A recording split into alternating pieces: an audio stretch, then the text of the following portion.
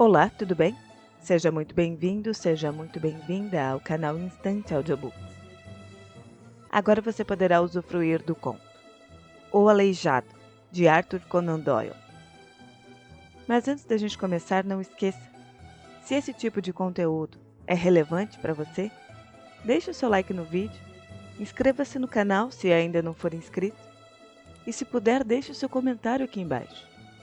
Agora, se você já se inscreveu no canal, você pode também apoiar este projeto, clicando no botão Seja Membro ou enviando qualquer quantia através da chave Pix que está aparecendo no vídeo. Dito isso, fique agora com o conto completo.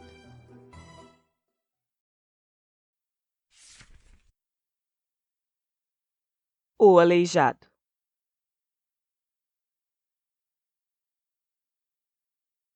Numa noite de verão, alguns meses após o meu casamento, eu estava sentado sozinho, fumando o último cachimbo antes de ir para o quarto, e cochilava até sobre um romance, porque o dia de trabalho tinha sido exaustivo. A minha mulher já tinha subido, e o ruído da porta sendo trancada algum tempo depois também indicava que os criados já tinham se recolhido. Eu me levantei da minha poltrona e estava sacudindo as cinzas do cachimbo, quando de repente eu ouvi a campainha. Eu olhei para o relógio e vi que eram 15 para meia-noite. Eu pensei, não podia ser uma visita, assim tão tarde. Talvez um paciente, óbvio. E talvez uma consulta que levasse a noite inteira. Então, resignado, eu fui até o vestíbulo e abri a porta. E, para minha surpresa, eu dei de cara com Sherlock Holmes no patamar. Ah, Watson, eu esperava mesmo chegar a tempo de te pegar ainda de pé. Ah, entre, meu caro, por favor. Você parece surpreso? É, e não sem razão. E aliviado também, eu creio. Hum, vejo que continua fumando aquela mistura Arcádia dos tempos de solteiro, não é? A cinza solta no seu casaco é inconfundível. É fácil perceber que você está habituado a usar uniforme também, Watson. E você jamais vai se passar por civil 100% enquanto mantiver o hábito de levar esse lenço na manga.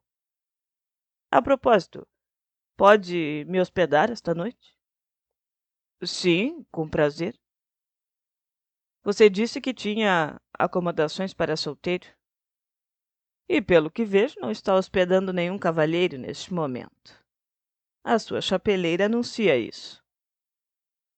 Não, não, eu ficarei encantado se você dormir aqui. Obrigado.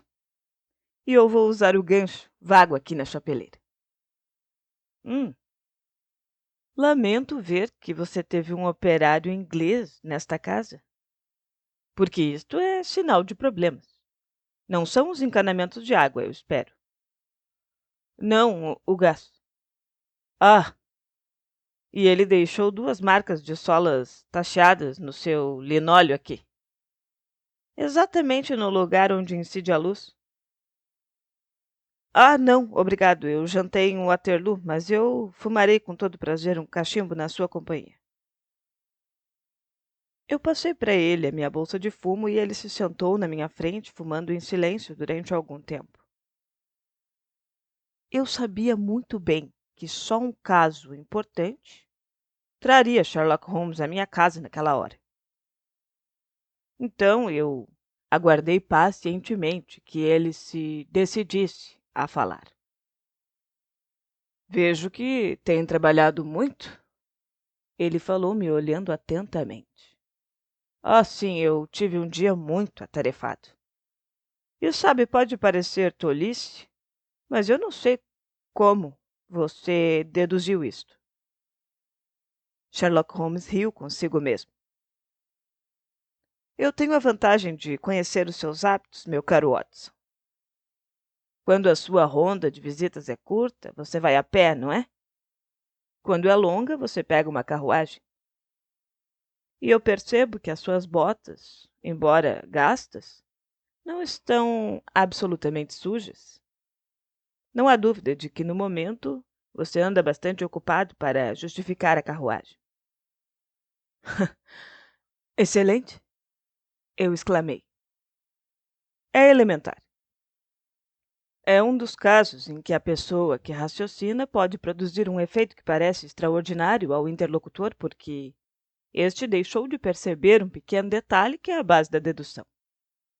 E o mesmo pode ser dito, meu caro amigo, para um efeito de um de seus resumos, por exemplo, que são totalmente falsos, já que dependem de você reter em suas mãos determinados fatores do problema que nunca são apresentados ao leitor.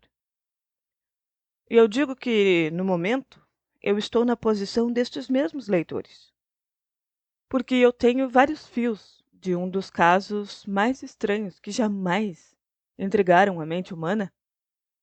Só que eu não tenho um ou dois que estão faltando e são necessários para completar a minha teoria. Ah, mas eu vou ter, Watson. Ah, eu vou ter. Sabe, os seus olhos estavam brilhantes e as faces ligeiramente coradas. Por um instante, o véu que protegia sua natureza interior se entreabriu, mas só por um instante. E quando eu olhei novamente para ele, o seu rosto já tinha readquirido a expressão impassível de um pele vermelha que induzia tanta gente a considerá-lo mais uma máquina do que um ser humano. E o problema apresenta características interessantes, sabe? Ele observou. Eu posso até dizer que são características de interesse excepcional. Inclusive, eu já examinei a questão e eu acredito que eu cheguei perto da solução. Então, se você puder me acompanhar nessa última etapa, você vai estar me prestando uma grande ajuda. Ah, será um prazer, claro. Certo, e você poderia ir a Eldershot amanhã? Ah, eu tenho certeza que Jackson pode se encarregar dos meus clientes. Ótimo, porque eu quero sair no trem das 11h10 de Waterloo. Bom, isso também vai me dar tempo para tomar providências. Certo. E se neste caso você não estiver com sono ainda, eu vou dar para você um resumo do que aconteceu e do que ainda falta fazer. Eu estava com sono antes de você chegar, só que agora eu estou completamente acordado. Que bom.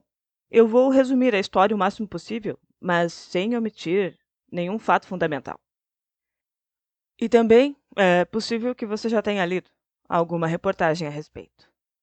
Bom, se trata do suposto assassinato do Coronel Barclay no Royal Monsters em Aldershot, que eu estou investigando, certo? Ah, eu não soube nada a respeito. Uhum, é porque ainda não atraiu muita atenção, na verdade, a não ser local. E os fatos são de 2 dias atrás só. Bom, em resumo, se trata do seguinte. Você sabe que o Royal Monsters é um dos mais famosos regimentos irlandeses do exército britânico e fez maravilhas tanto na Crimeia como durante o motim e depois se distinguiu em várias outras ocasiões. E ele era comandado até segunda-feira à noite por James Barclay, que foi um corajoso veterano que começou como soldado raso e foi promovido por bravura na época do motim e chegou ao comando do regimento, no qual havia carregado um mosquete. E aí o coronel Berkeley, quando era sargento, ele se casou com uma jovem chamada Nance Devoy, que era filha de um antigo sargento mestiço da mesma corporação. E aí houve, como você pode imaginar, um certo atrito social quando o jovem casal, porque eles eram ainda muito jovens, ingressou naquele novo ambiente. Só que, aparentemente, eles se adaptaram depressa e a senhora Berkeley sempre foi muito popular entre as senhoras do regimento. assim como o marido era entre os outros oficiais. Ah, e eu devo acrescentar que era muito bonita, sabe? E ainda hoje, depois de 30 anos de casada, ela conserva uma aparência impressionante. A vida do Coronel Berkeley parece ter sido sempre feliz, sabe? E o Major Murphy, que me contou a maioria dos fatos, afirma que nunca soube de nenhum desentendimento entre os dois. E ele acha que, de modo geral, Berkeley era mais dedicado à mulher do que ela ao marido. Ele ficava muito inquieto se ela se ausentasse por um dia inteiro. E ela, por sua vez, embora dedicada e fiel, parecia menos afetuosa. Contudo, eles eram considerados no regimento o próprio modelo de casal de meia-idade. E não havia nada em suas relações que sugerisse às pessoas a tragédia que ocorreria. E parece que o próprio Coronel Berkeley tinha alguns traços singulares de temperamento. O que acontece? Ele era um velho militar geralmente jovial e bem-humorado. Só que em certas ocasiões ele se mostrava capaz de ser violento e vingativo. Este aspecto do seu temperamento nunca se manifestava em relação à mulher, ao que parece.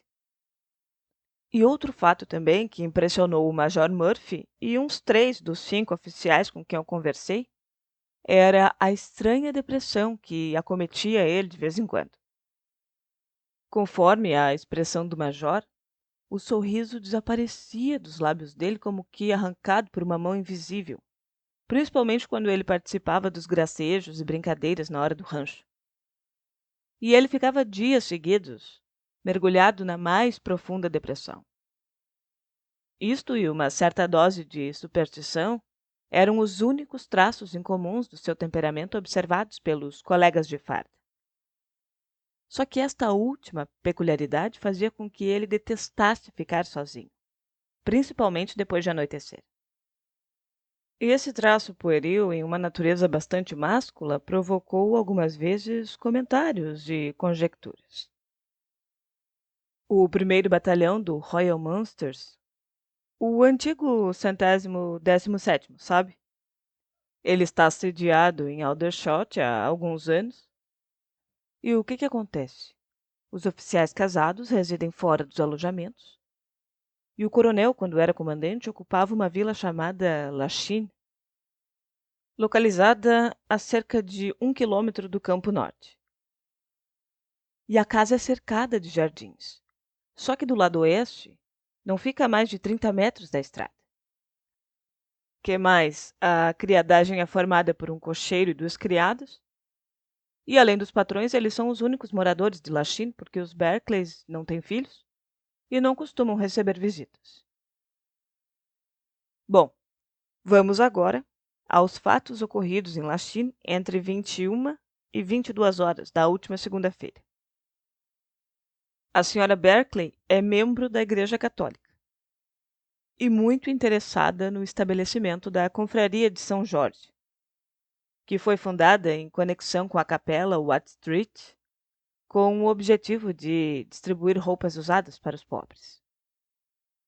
Havia uma reunião da confraria às 20 horas e a senhora Berkeley jantou rapidamente para poder comparecer. E o cocheiro ouviu ela fazer uma observação banal ao marido, garantindo para ele que voltaria logo. Ela chamou então a senhorita Morrison, que é uma jovem que mora na casa do lado, e as duas saíram juntas para a tal reunião. Esta durou mais ou menos uns 40 minutos, e eram 9h15 quando a senhorita Berkeley voltou, depois que tinha deixado a senhorita Morrison. E em Lachine, meu caro, há um aposento usado como sala de estar que dá para a entrada, e tem grandes portas de vidro que se abrem para um gramado que tem uns 30 metros de extensão, e é separado da estrada apenas por um muro baixo, que tem em cima uma grade de ferro. E foi para esta sala que a senhora Berkeley se dirigiu quando chegou. As venezianas não estavam abaixadas porque a sala raramente era usada de noite, mas a própria senhora Berkeley acendeu um lampião e tocou a campainha pedindo para Jane Stewart, a criada, que trouxesse para ela uma xícara de chá, o que era contrário aos seus hábitos. O coronel estava na sala de jantar, mas quando ele percebeu que a mulher tinha chegado, ele foi encontrá-la na sala de estar. O cocheiro viu quando ele atravessou o corredor e entrou na sala, só que depois disso, meu caro Watson, ele não foi visto de novo com vida. O chá que ela pediu foi levado 10 minutos depois, mas a criada, quando se aproximou da porta, se surpreendeu ao ouvir vozes, as vozes dos patrões numa violenta discussão. Ela bateu na porta, mas não recebeu resposta, e chegou até a girar a maçaneta. Foi aí que ela percebeu que a porta estava trancada por dentro. E é natural que ela tenha ido correndo contar à cozinheira e as duas, juntamente com o cocheiro, foram até o vestíbulo para escutar a discussão que estava acontecendo. Todos eles só afirmaram que ouviram duas vozes, a de Berkeley e de sua mulher. As observações do coronel eram feitas em um tom brusco e abafado, inaudível para os criados. E as da senhora eram amargas. Só que quando ela ergueu a voz, os criados ouviram com nitidez ela repetir várias vezes: covarde, covarde. E esses fragmentos da discussão terminaram num repentino grito medonho, emitido pelo coronel, seguido do ruído de uma queda e no grito agudo da mulher. Convencido de que tinha acabado de ocorrer uma tragédia, o cocheiro se aproximou da porta e tentou arrombar, enquanto os gritos se repetiam lá dentro. Ele não conseguiu quebrar a fechadura e as criadas estavam aturdidas demais para poder ajudar. Só que de repente ele teve uma ideia. Ele atravessou o vestíbulo e contornou a casa até o gramado, para onde se abriam as tais portas-janelas, e uma parte delas estava aberta. O que, pelo que se soube, era comum agora no verão. Então ele entrou na sala com facilidade. A patroa tinha deixado de gritar e estava desmaiada num sofá, enquanto o infeliz do militar, com os pés surgindo por cima do braço de uma poltrona, a cabeça no chão, junto à guarda da lareira, estava morto banhado no próprio sangue. A primeira ideia do cocheiro, naturalmente, ao verificar que nada podia fazer pelo patrão, foi abrir a porta. Só que surgiu então uma dificuldade inesperada e esquisita. A chave não estava do lado de dentro. E ele não conseguiu encontrar a chave em parte alguma da sala. Tornou a sair pela porta-janela e voltou depois de chamar um policial e um médico. A senhora, sobre quem recaíram naturalmente as maiores suspeitas, foi levada para o quarto ainda desmaiada. O corpo do coronel foi colocado no sofá e se deu início a um exame cuidadoso do local da tragédia. O infeliz do veterano apresentava um ferimento irregular na parte de trás da cabeça, obviamente causado por um golpe violento de uma arma contundente. Certo, e não foi difícil adivinhar qual seria a arma, né? Porque no chão, perto do corpo, havia um bastão de madeira entalhada com um cabo de osso. É que o coronel tinha uma coleção variada de armas trazidas dos diferentes países onde ele tinha lutado, e a polícia levantou a hipótese de que a bengala era um dos seus troféus. Os criados negaram ter visto ela antes, mas entre as numerosas curiosidades existentes na casa, é possível que aquela tivesse passado despercebida. Certo, e a polícia não constatou mais nada na sala de importância, exceto o fato inexplicável de a tal chave não ter sido encontrada nem com a senhora Berkeley, nem com a vítima, e nem em qualquer outro lugar do recinto. Inclusive, a porta teve que ser aberta por um serralheiro de Aldershot. E como vê, esta era a situação, Watson. Quando, na terça-feira de manhã, a pedido do Major Murphy, eu fui para Aldershot para colaborar com as investigações da polícia. E você vai perceber que o problema já era interessante, só que as minhas observações logo me fizeram perceber que ele era, na verdade, muito mais extraordinário do que parecia à primeira vista. Antes de examinar a sala, eu interroguei os criados, mas só consegui obter fatos já conhecidos. Um detalhe interessante foi lembrado por Jane Stewart, a criada. Bom, e você deve se recordar que quando ela ouviu a discussão, ela desceu e voltou com os outros criados. Na primeira vez, quando ela estava sozinha, ela disse que os patrões falavam em voz tão baixa que mal ouviu o que diziam e calculou pelo tom deles e não pelas palavras que os dois estavam discutindo. Aí, quando eu insisti, porém, ela se lembrou de ter ouvido a palavra David pronunciada 2 vezes pela patroa.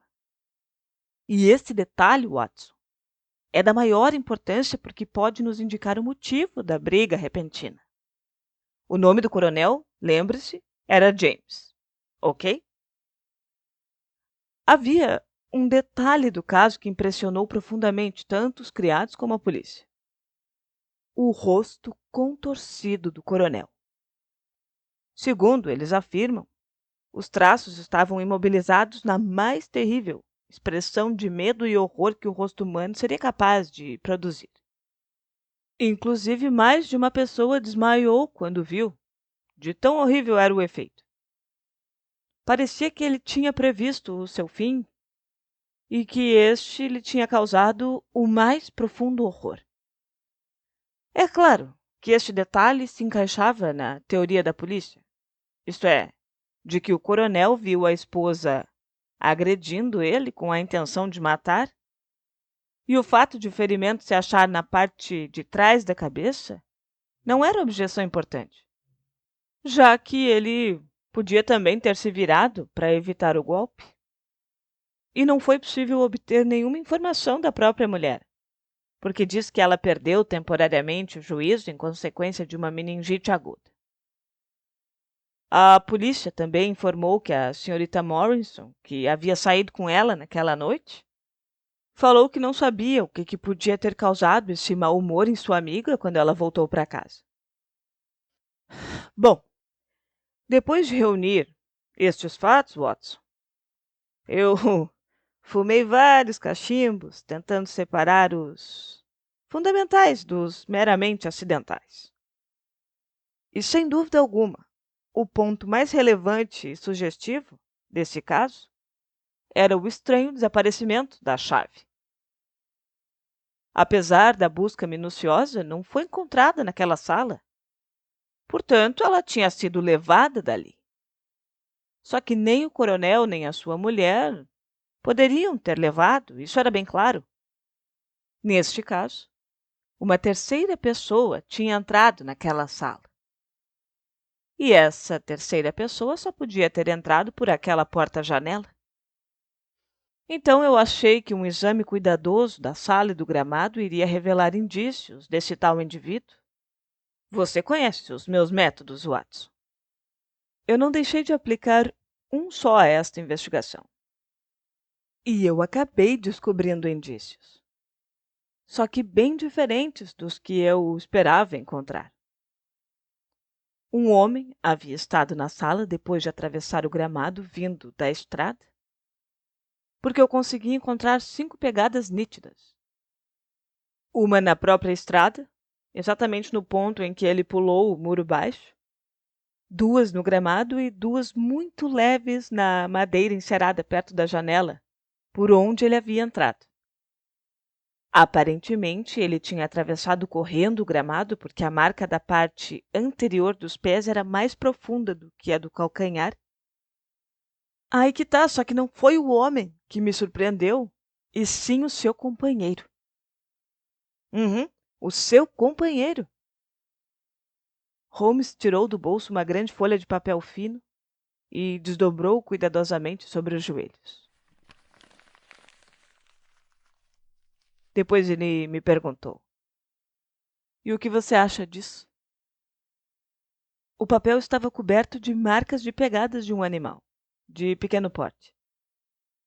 patas com 5 dedos com vestígios de unhas longas, e as marcas inteiras não eram muito maiores do que uma colher de sobremesa. Ah, mas isso é um cachorro? Eu disse. Você já ouviu falar de algum cão que subisse numa cortina, Watson?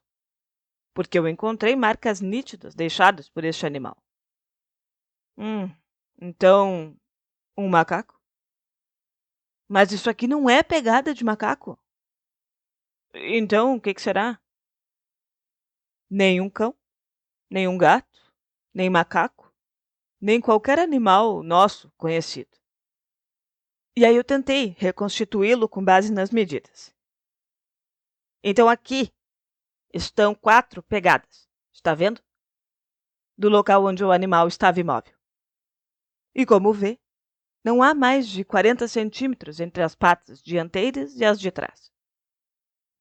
Acrescente isso, Watson, ao comprimento do pescoço e da cabeça, e você vai ver que o animal tem cerca de 60 centímetros ao todo. Provavelmente mais, se tiver cauda. Mas observe esta outra medida aqui. O animal estava em movimento. Então, nós temos a largura do seu passo. E em cada passo não ultrapassa 8 centímetros.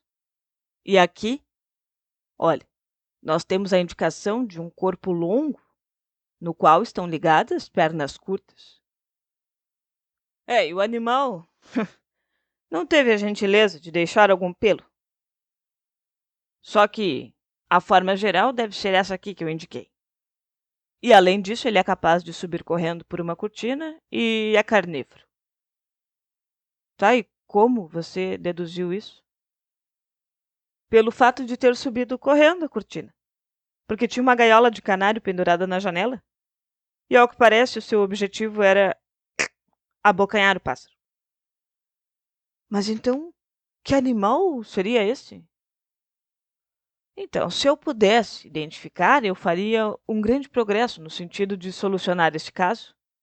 E provavelmente ele é da família da Doninha ou do Arminho. Só que é o maior de todos que eu já tenha visto.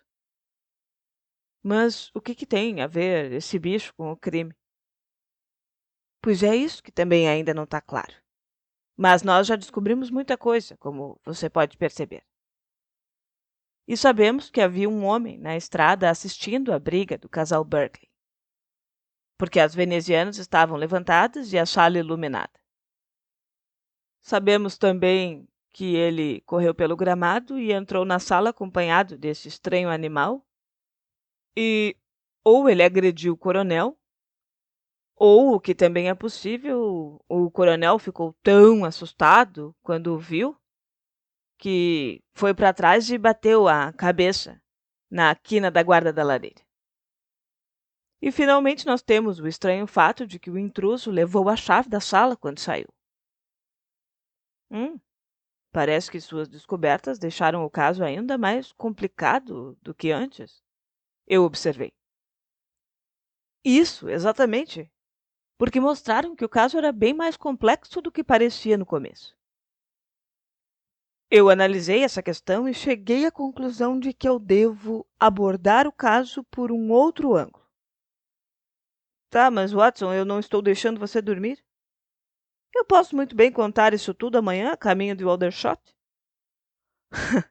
Obrigado, mas você já foi longe demais para parar agora. E é certo que quando a senhora Berkeley saiu de casa às 7h30 daquela noite, ela estava bem com o marido. Ela nunca foi, como eu já disse, ostensivamente afetuosa, só que o cocheiro a ouviu conversando de forma amigável com o coronel. Mas também é certo que quando ela voltou, ela foi direto para aquela sala onde seria menos provável encontrar o marido e pediu um chá, como faria uma pessoa agitada, certo? E finalmente, quando o marido entrou, ela irrompeu em violentas recriminações. Portanto, entre as 7h30 da noite e as 21h, aconteceu alguma coisa que alterou completamente os sentimentos dela em relação ao marido. E a senhorita Morrison esteve ao seu lado durante aquela hora e meia. Eu tenho certeza, meu caro Watson, de que apesar de ela ter negado, ela sabia de alguma coisa. Então, a minha primeira hipótese foi de que houve algum episódio entre a moça e o velho soldado, e que ele confessou tudo à esposa. Isso explicaria a raiva na volta e também o fato de a moça negar que tivesse acontecido alguma coisa.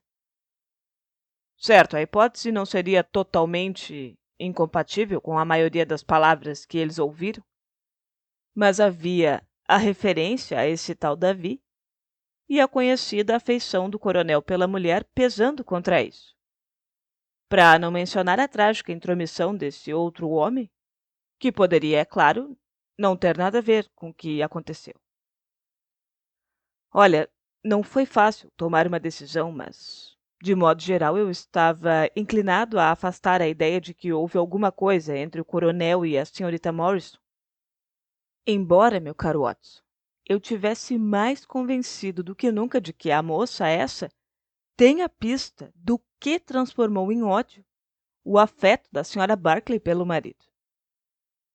Então eu segui pelo caminho mais óbvio, portanto, e fui visitar a senhora Morris e expliquei que eu estava absolutamente convencido de que ela sabia dos fatos.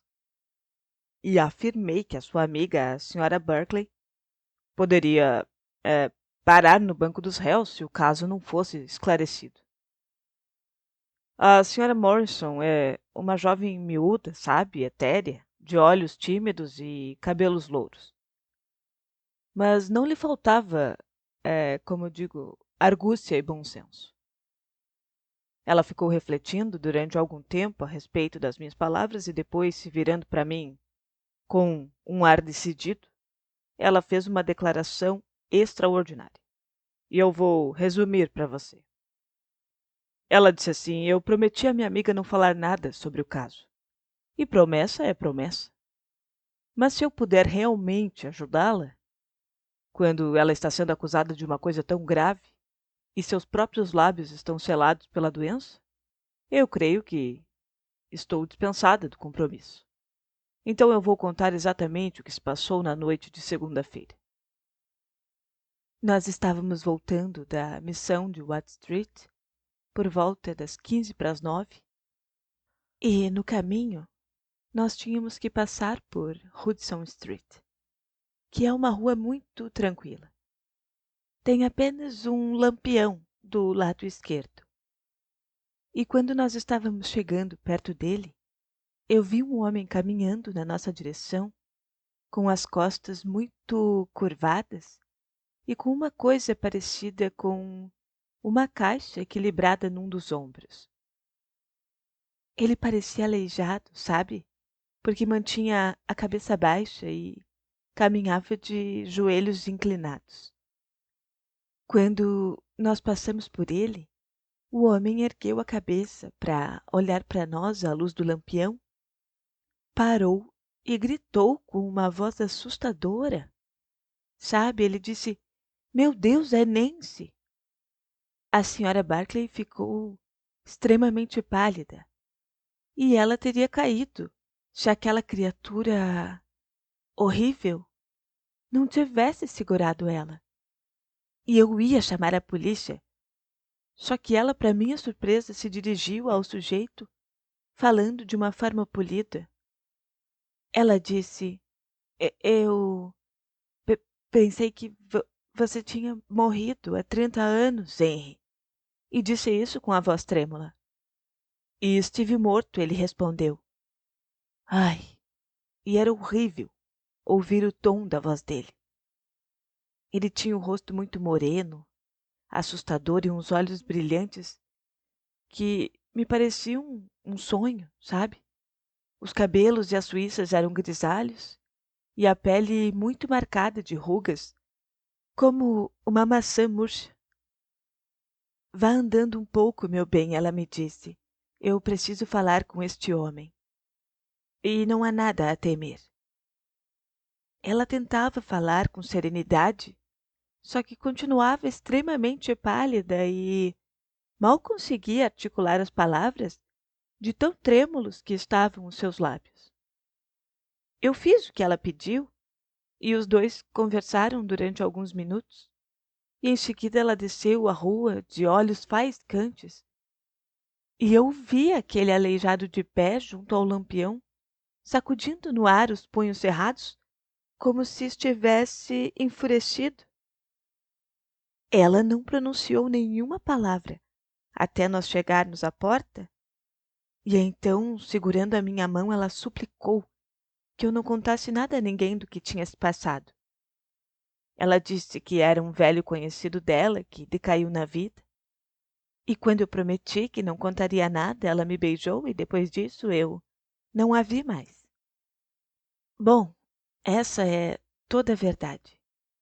E se eu não contei nada à polícia, foi por não ter percebido o perigo que corria a minha amiga. Eu sei que só pode ser vantajoso para ela que tudo se esclareça, então. E este foi o relato, Watson. E para mim, como você pode imaginar, foi uma luz em uma noite escura. Tudo o que parecia desconexo antes começou logo a ocupar seu lugar verdadeiro. E eu tive um pressentimento sombrio de toda a sequência de acontecimentos. A minha providência seguinte foi óbvia: procurar o homem que tinha impressionado tanto a Sra. Barclay. E se ainda estivesse em Aldershot, não seria difícil encontrar ele. Não há muitos civis ali e um homem deformado obviamente chamaria a atenção.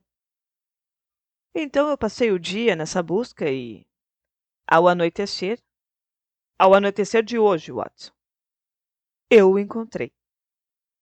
Ele se chama Henry Wood e mora na rua em que essas duas senhoras o encontraram. E ele está apenas há 5 dias neste lugar fazendo o papel de agente de registros. E eu tive uma conversa muito interessante com a senhoria. Pois o homem é mágico e ator profissional. E à noite ele percorre as cantinas onde se exibe e carrega numa caixa um animal que parece ter assustado bastante a senhoria. Ela afirma nunca ter visto criatura semelhante.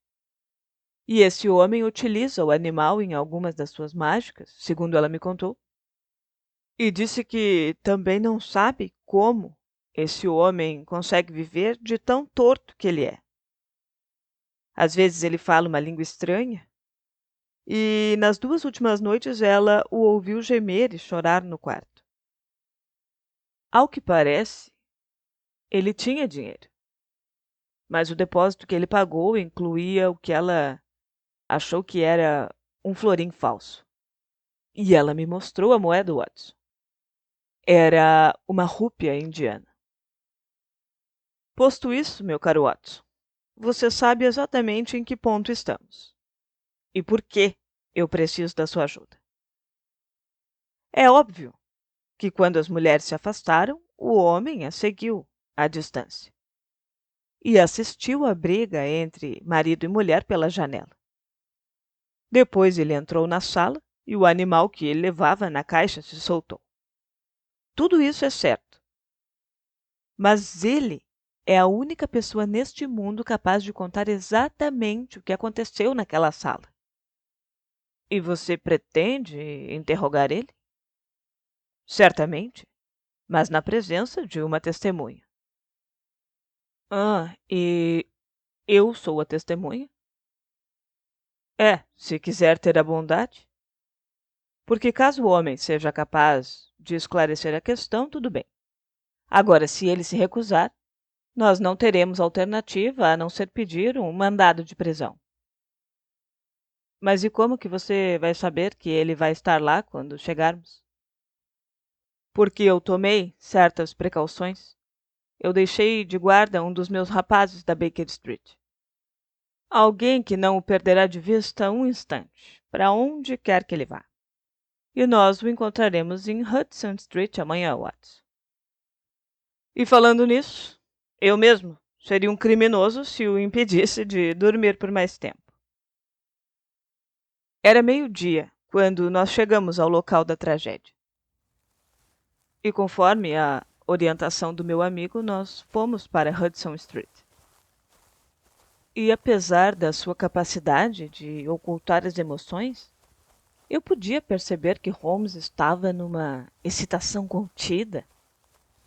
E eu mesmo vibrava com aquele prazer meio esportivo, meio intelectual que sempre me invadia quando eu participava das suas investigações.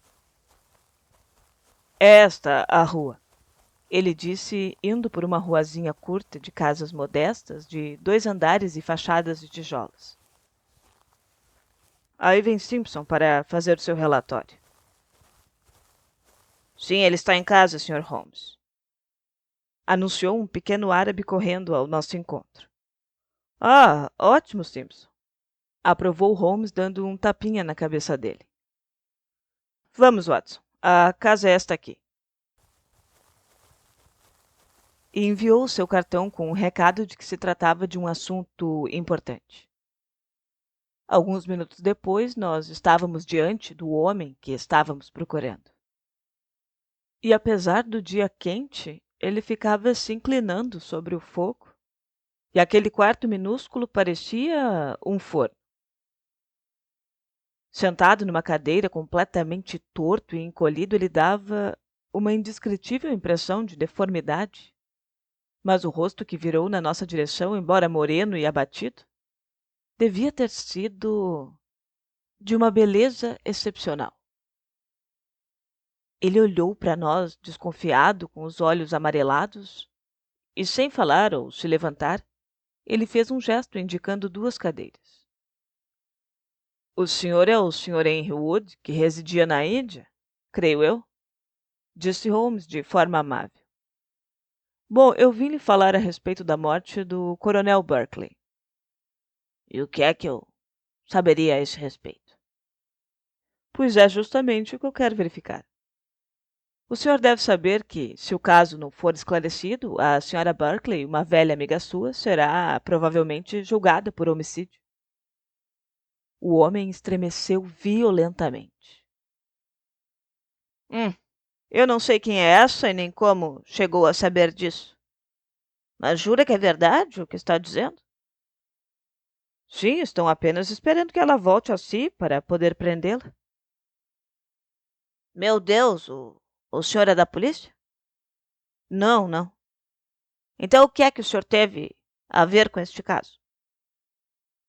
É dever de todos zelar para que a justiça seja feita. Mas eu juro que ela é inocente. Então o culpado é o senhor? Não, eu não sou, não. E quem matou o coronel James Berkeley? Foi a justiça divina que o matou. Mas saiba que se eu lhe tivesse estourado os miolos, como tinha mesmo a intenção de fazer, ele ia receber das minhas mãos apenas aquilo que merecia. Se a própria consciência culpada não o tivesse abatido, é bem provável que o seu sangue me pesasse sobre a alma, sabe? O senhor quer que eu lhe conte a história? Eu não vejo por que não deveria, já que eu não tenho motivos para me envergonhar. Foi assim, senhor. Como vê, agora eu tenho costas de camelo e costelas completamente tortas. Mas houve um tempo em que o cabo Henry Wood era o homem mais elegante do 117º de infantaria. Nós estávamos na Índia, acantonados num lugar chamado Bertie, e Berkeley, que morreu há alguns dias, era sargento da minha companhia. E a estrela do regimento, inclusive a moça mais bela que já viveu sobre a terra, era Nancy Devoy, a filha do sargento mestiço. 2 homens a amavam, só que ela amava a um deles. E vão ser capazes de rir ao olhar para esta pobre coisa agachada diante do fogo e ouvir ela dizer que era a mim que ela amava por causa da minha bela aparência. E embora o coração dela fosse meu, o pai estava decidido a casá-la com o Berkeley. Eu era naquela época um rapaz irresponsável, imprudente, E ele, por outro lado, teve uma formação e já estava destinado à carreira militar. Mas a moça se conservou fiel a mim e parecia que eu iria tê-la para mim. Quando estourou o diacho daquele motim e o país virou um inferno. O nosso regimento estava isolado em Bertie, com meia bateria de artilharia, uma companhia de Sikhs e uma porção de civis, inclusive mulheres. 10.000 rebeldes nos cercavam, alertas como um bando de terriers em volta de uma ratoeira. Na segunda semana, a água acabou e era uma questão de vida ou morte entrarmos em contato com a coluna do general Neil, que tinha avançado para o norte. Era a nossa única chance, porque não havia possibilidade de abrir caminho à força com mulheres e crianças. Então eu me ofereci como voluntário para avisar o general Neil do perigo que estávamos correndo. E a minha proposta foi aceita. Depois eu conversei a respeito disso com o sargento Barclay, que eu considerava o melhor conhecedor daquele terreno. E com isso ele traçou um caminho que iria me permitir passar pelas linhas rebeldes. Às 22 horas daquela noite, então, eu parti em missão. Eu tinha 1.000 vidas para salvar. Mas eu só pensava em uma pessoa quando eu soltei a muralha depois que anoiteceu. O caminho que eu fiz passava por um rio seco e esperávamos que ele me protegesse das sentinelas inimigas. Só que quando eu completei uma curva de rastros, eu caí no meio de um grupo de 6 rebeldes, que estava me esperando na escuridão. No mesmo instante, eu recebi um golpe na cabeça e fiquei atordoado. Eles amarraram os meus pés e as minhas mãos. Só que o pior golpe foi no meu coração quando eu recuperei os sentidos e ouvi o suficiente para saber que o meu amigo, o meu camarada, o próprio homem que tinha traçado aquele caminho, me traiu por intermédio de um criado nativo me entregando ao inimigo. Bom, eu não preciso me estender nesta parte da história. Agora vocês sabem do que James Barclay era capaz. Bertie foi salva por Neil no dia seguinte, mas os rebeldes me levaram para o seu refúgio e eu passei longos anos da minha vida sem ver um rosto branco. Eu era torturado e tentava fugir. Só que eles me recapturavam e novamente me torturavam. Podem ver o estado em que me deixaram. Então, um dia, um grupo que fugiu para o Nepal me carregou com eles. E eu passei então por Darjeeling, onde os montanheses da região assassinaram os rebeldes que me mantinham prisioneiro. Eu me tornei escravo deles até conseguir escapar. Só que, em vez de seguir para o sul, eu tive que ir para o norte, até que eu me encontrei entre afegãos. Vaguei ali durante vários anos, até finalmente voltar a Punjab, aonde eu vivi entre os nativos e aprendi a me sustentar com as mágicas que eu tinha aprendido. Porque que utilidade teria para mim um infeliz aleijado voltar à Inglaterra ou procurar os meus antigos camaradas? Nem mesmo o desejo de vingança me levaria a isso.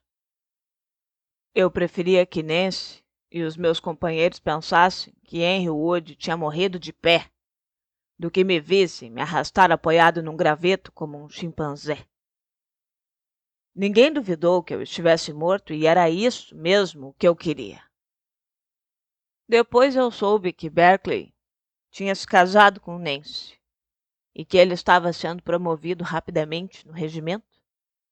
Só que nem isso fez com que eu me manifestasse. Mas a velhice traz a saudade da pátria. E eu passei anos sonhando com os campos verdes e as colinas da Inglaterra. Então, finalmente, eu resolvi vê-los antes de morrer. Economizei o suficiente para minha passagem e eu vim para onde se encontram soldados, porque eu os conheço, eu sei a sua maneira de ser e eu sei divertir eles, ganhando assim o suficiente para me sustentar. Sua narrativa é muito interessante, falou Sherlock Holmes. Já soube do seu encontro com a Sra. Berkeley e que os dois se reconheceram. Eu suponho que o senhor tenha seguido ela até em casa e assistido pela janela à alteração que ela teve com o marido, durante a qual ela deve ter acusado ele de trair o senhor. Então eu imagino que, dominado pelos sentimentos, o senhor atravessou correndo o gramado e irrompeu na sala, não é? Sim, foi isso que eu fiz. E quando me viu, ele ficou com uma expressão que eu nunca tinha visto em homem nenhum. E depois ele caiu, batendo a cabeça na guarda da lareira. Mas já estava morto quando caiu. Sabe, senhores, eu li a morte no rosto dele com a mesma nitidez que eu estou lendo aquele texto ali sobre a lareira. A minha simples presença foi como um tiro no seu coração culpado. Certo? E depois? Nancy desmaiou e eu peguei a chave que ela estava segurando para poder abrir a porta e pedir socorro. Mas naquele momento eu achei melhor deixar a situação como estava e fugir, porque tudo iria se voltar contra mim e o meu segredo viria à tona se me prendessem. E na pressa toda eu guardei a chave no bolso e deixei cair a bengala enquanto perseguia Ted, que tinha escapado da caixa e tinha subido na cortina.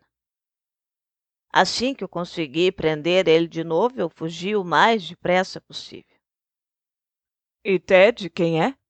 Perguntou Holmes. O homem se inclinou e ergueu a parte da frente de uma espécie de gaiola que tinha num canto. No mesmo instante saltou para fora um belo animal de pelo marrom avermelhado, esguio e ágil. Tinha pernas de arminho, um bico longo e fino, e os olhos vermelhos mais lindos que eu já vi em um animal. É o mangusto! Eu exclamei. Há quem o chame assim. E há também quem o chame de Ixenumon, o homem me disse. Apanhador de serpentes é como eu o chamo. O Ted aqui é espantosamente rápido com as cobras. Eu tenho inclusive umas sem presas e Ted a agarra todas as noites para divertir o pessoal nas cantinas. Bom, quer saber de mais alguma coisa, senhor? Talvez seja preciso recorrer novamente ao senhor se a senhora Berkeley estiver em sérias complicações. Bom, neste caso, eu me apresentarei, é claro. Mas, do contrário, não há necessidade de reavivar esse escândalo que envolve um morto, por mais desprezível que tenha sido o seu modo de agir. O senhor teve, pelo menos, a satisfação de saber que durante 30 anos a consciência o censurou amargamente. Ah, lá vai o Major Murphy do outro lado da rua. Bom, adeus, Sr. Wood. Eu quero saber se aconteceu alguma coisa de ontem para hoje. Nós conseguimos alcançar o Major antes que ele chegasse na esquina. Olá, Holmes.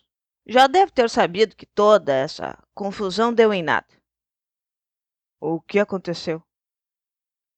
O inquérito está encerrado. O laudo médico demonstrou de modo conclusivo que a morte foi causada por... Como é? Apoplexia. Um caso muito simples, afinal. Sim, bastante superficial, né? Vamos, Watson. Eu acho que não precisam mais de nós em Aldershot. E enquanto nós estávamos indo para a estação, eu disse: Holmes, tem um detalhe que eu ainda não entendi. Porque se o nome do marido era James e o do outro era Henry, quem era esse tal David? Essa palavra, meu caro Watson, poderia ter me revelado toda a história se eu fosse o raciocinador ideal que você tanto gosta de descrever. Evidentemente se tratava de uma censura. Censura? Sim, porque David saía do bom caminho de vez em quando, você se lembra? E em certa ocasião ele seguiu o mesmo rumo do sargento James Berkeley. A propósito, você se lembra daquele caso de Uriah e Betsabá? É que os meus conhecimentos bíblicos estão um tanto enferrujados. Mas você encontra a história no primeiro ou no segundo capítulo de Samuel?